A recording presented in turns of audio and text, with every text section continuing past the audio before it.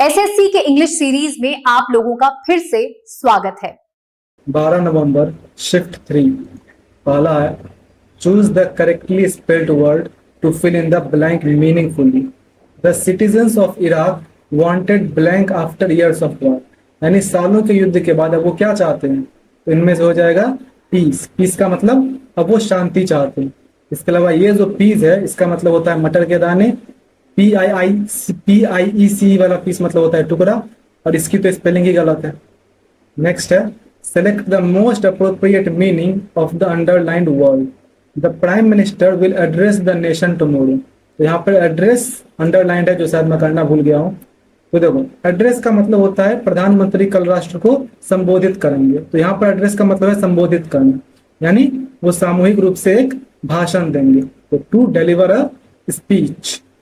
Next है in the following sentence the underline part contains an error. Alternative to the underline part are given as options. Their chance of winning is slimmest. अब देखो यहाँ पर superlative degree use कर लिया गया। Superlative degree हम use करते हैं जब तुलना की जाती है, उनमें सबसे श्रेष्ठ बताना होता है।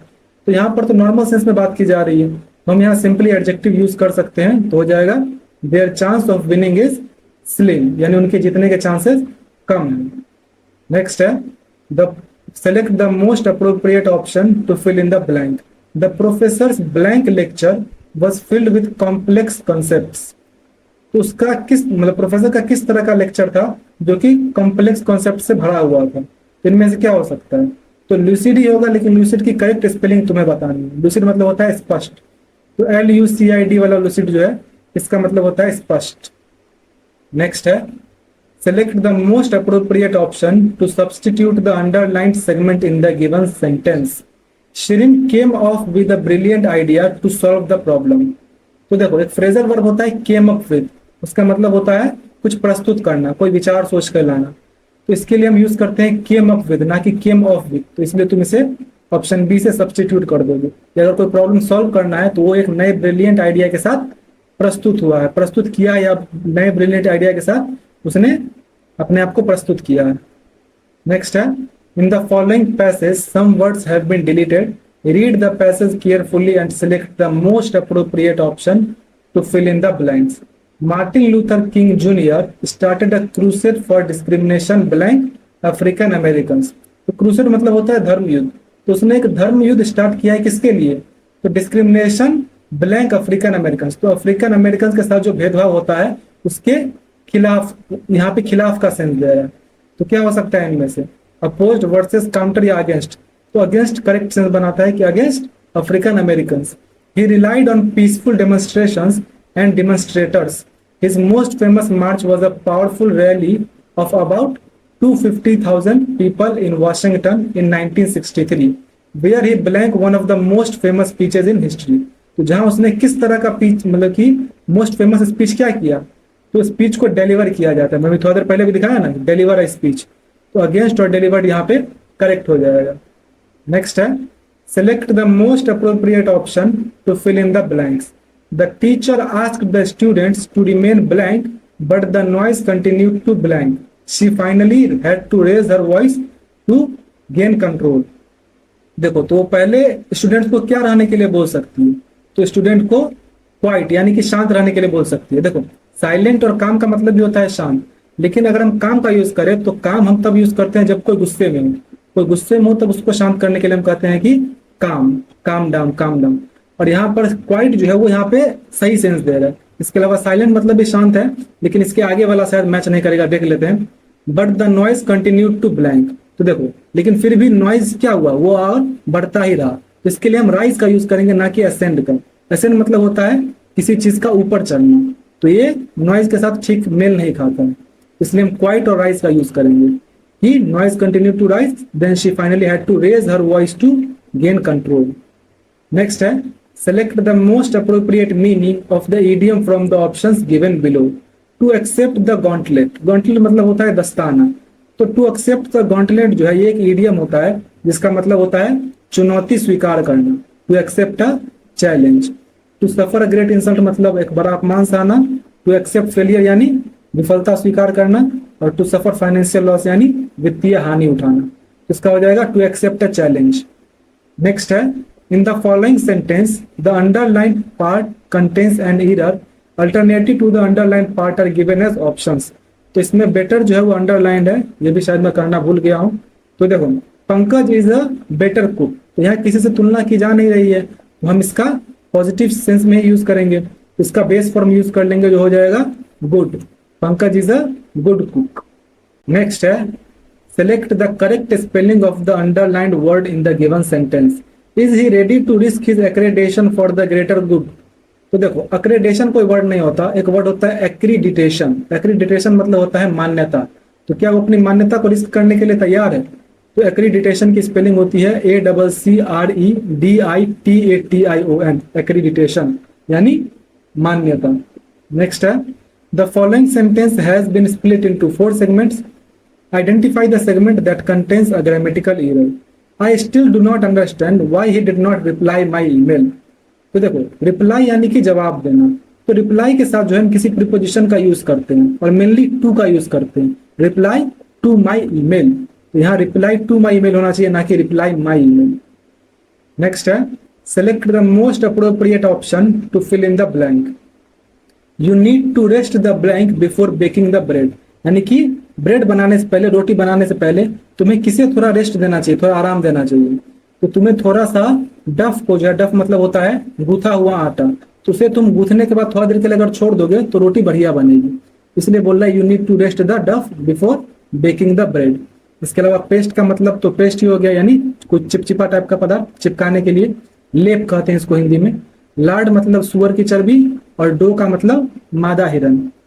नेक्स्ट है, select the most appropriate option to fill in the blank, the team captain inquired of his teammates blank they preferred to choose batting as their initial option। तो उसने अपने टीममेट से पूछा कि उन्होंने क्या चूज किया है, मतलब शायद उन्होंने प्रीफर किया होगा बैटिंग अपने इनिशियल ऑप्शन के रूप में। तो यहाँ पर की का सेंस दे रहा है कि चाहे तुम ये कर रहे हो कि क्या कर रहे हो, ये पूछने के सेंस में। तो इसके लिए हम वेदर का यूज करेंगे, और इनमें से वेदर की जो करेक्ट स्पेलिंग है वो है WHETHER, वेदर, यानी की के सेंस में यहाँ यूज किया गया है। नेक्स्ट है, इसके अलावा देखो, ये जो WHITHR वाला वेदर है, इसका मतलब एक तरह का डायरेक्शन होता है कि किस जगह पे, कहाँ पे। WITHER वाला जो वेदर है, इसका मतलब होता है एक तरह से एक मुरझाना या सूखना, जो पत्ते सूखते हैं ना, उसके लिए वेदर यूज करते हैं। और WEATHR वाला वेदर है, इसका मतलब मौसम होता है। नेक्स्ट है, select the incorrectly spelled word from the given sentence, the teacher's encouragement motivated the students to excel in their studies. इसमें इंकरेजमेंट की स्पेलिंग गलत है, इंकरेजमेंट की स्पेलिंग होती है ENCOURAGE, इसके बाद एक ई आना चाहिए, उसके बाद होगा MENT। नेक्स्ट है, select the most appropriate antonym of the given word, inferior. Inferior यानी कि निम्न, घटिया, तो इसका एंटोनिम हो जाएगा सुपीरियर, यानी उत्कृष्ट, बेहतर।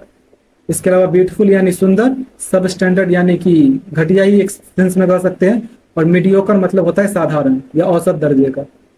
नेक्स्ट है, read the following sentence and select its future form from the options given below. Rachel and Rahul joint forces on a project and successfully completed it within a month. तो जब हमें future tense में बनाना है तो हम will का पहले use करेंगे, तो इसमें विल है, इसमें हैव है, इसमें शुड है, इसमें आर है, तो ये तीनों होगा नहीं, हो जाएगा Rachel and Rahul will join forces on a project and successfully complete it within a month. Next है, हाँ, select the most appropriate synonym of the given word. Hire, देखो हायर मतलब होता है किसी को नौकरी पर रखना, काम पर रखना, तो इसका करेक्ट सिनोनिम तो इनमें से कोई नहीं है, लेकिन इंगेज का मतलब होता है उसे व्यस्त रखना, तो इसको हम इस सेंस में यूज कर सकते हैं, उसे व्यस्त रखेगा यानी कि उसे काम धराएगा, उसे नौकरी पर रखेगा इन द सेंस, तो इसके लिए हम इंगेज यूज कर सकते हैं। इसके अलावा इंड्योर मतलब होता है सहना, जिस कहते हैं इंड्योर द पेन, तो वो पेन सहने के लिए किया जाता है। और इनग्रॉस मतलब होता है ध्यान केंद्रित करना, इनहेंस का मतलब बढ़ाना। नेक्स्ट है, select the most appropriate idiom that can substitute the highlighted text in the given sentence. The minister was in partnership with the queen in poisoning the king. यानी रानी के साथ मिनिस्टर भी मिला हुआ था राजा को जहर देने में। तो इन पार्टनरशिप विद के लिए जो हम इडियम यूज करते हैं वो होता है इन कैहूट्स। इन कैहूट्स मतलब होता है एक तरह से षड्यंत्र में वो भी शामिल थे, यानी कि वो उन दोनों की जो है मिली भगत थे। इसके अलावा रन अमॉक मतलब होता है हिंसक रूप से भागना, बेकाबू हो जाना। At one's beck and call यानी किसी के हर आदेश को मानने के लिए एकदम तैयार। इन द ब्लूज मतलब उदास होना। नेक्स्ट है select the grammatically correct sentence. A secondary section of the school is located at the end of the street. तो यहाँ किसी खास स्कूल के खास सेकेंडरी सेक्शन की बात की जा रही है, तो इसलिए इसमें हम द का ही यूज करेंगे। तो हो जाएगा the secondary section of the school, sorry ये भी नहीं होगा, the secondary section of the school is located at the end of the street. ये तुम्हारा करेक्ट हो जाएगा। नेक्स्ट है select the grammatically correct sentence from the given options. She was not allowed to enter the hotel as her clothes were dirty. तो देखो she was not allowed to enter the hostel as her clothes were dirty, ये एकदम सही है। इसके अलावा इसमें dirtier कर दिया है, तो ये और ये तो होगा नहीं क्योंकि कंपैरेटिव डिग्री यूज किया है। अब डी ऑप्शन देखते हैं क्यों नहीं होगा। शी वॉज नॉट अलाउड, जब हर क्लॉथ्स वर डर्टी बोल रहा है तो पास्ट की बात की जा रही है, तो इसलिए तुम्हारा पूरा सेंटेंस पास्ट में ही होगा। तो ये तुम्हारा एकदम करेक्ट है। अब है कंप्रहेंशन पैसेज। तो ये बड़ा था इस वजह से 2 पेज में कर, मतलब 2 स्लाइड में कर दिया है मैंने, तो एक बार पढ़ लो। अब क्वेश्चन देखते हैं 1 2 3 4 एंड 5। चलो अब बनाया जाए।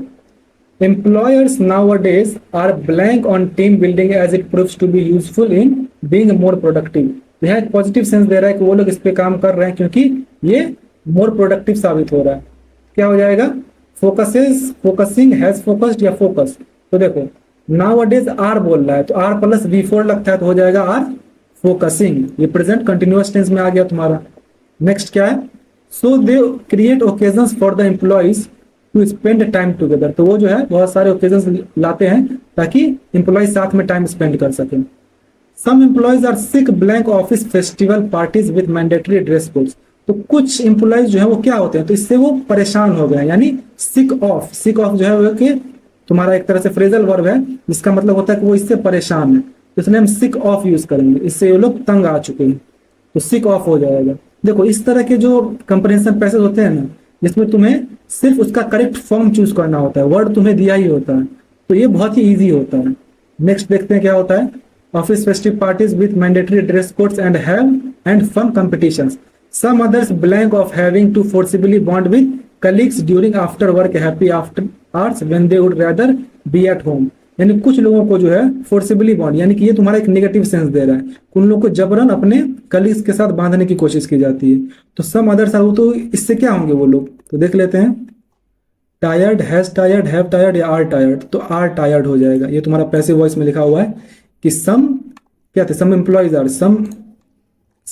सम others are tired of having to forcibly bond, यानी उन्हें जो जबरदस्ती ये बॉन्ड बना के रखना पड़ रहा है, इस वजह से वो थके हुए हैं। तो इसमें भी देखो आर टायर्ड हो जाएगा। इसके अलावा tired, has tired, have tired. तो देख रहे हो इसमें तुम्हें सेलेक्ट नहीं करना है कि कौन सा वर्ड होगा, तुम्हें बस वर्ड का फॉर्म सेलेक्ट करना है।